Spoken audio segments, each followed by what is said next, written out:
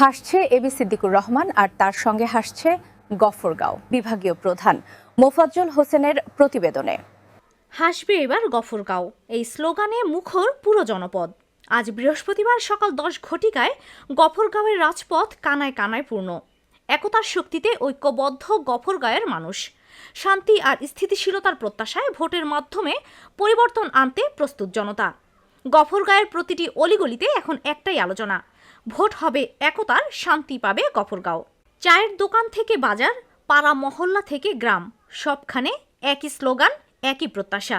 হাঁসমার্কার বিজয় মানি জনগণের বিজয়।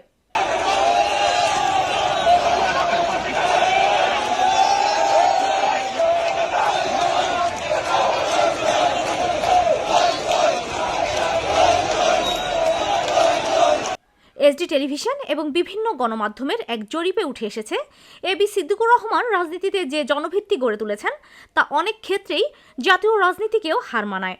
বিএনপির দুর্দিনে জুলুম নির্যাতনের মধ্যেও একজন নিবেদিত ও আপোষহীন নেতা হিসেবে দৃঢ় অবস্থানে ছিলেন এবি সিদ্দিকুর রহমান। গফরগাঁও বিএনপির রাজনীতির এক কালো অধ্যায় ছাত্রদলের সাধারণ সম্পাদক ইবনে আজাদ কমলকে প্রকাশ্য দিবালোকে হত্যা। সেই ভয়াবহ সময়ে যখন চারদিকে নীরবতা, তখন একমাত্র সাহসী কণ্ঠ ছিলেন এবি সিদ্দিকুর রহমান। কমল হত্যা মামলার বিচারের দাবিতে তিনি সরাসরি যান বেগম খালেদা জিয়ার কাছে। শহীদের পরিবারের হাতে তুলে দেন 15 লাখ টাকার চেক।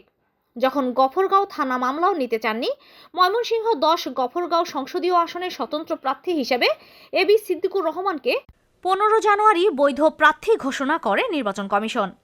ত্যাগ, সাহস আর মানুষের পাশে থাকার রাজনীতি, এই তিনের সমন্বয়েই আজ গফরগাঁওয়ের মানুষের কাছে এবি সিদ্দিকুর রহমান আস্থার প্রতীক।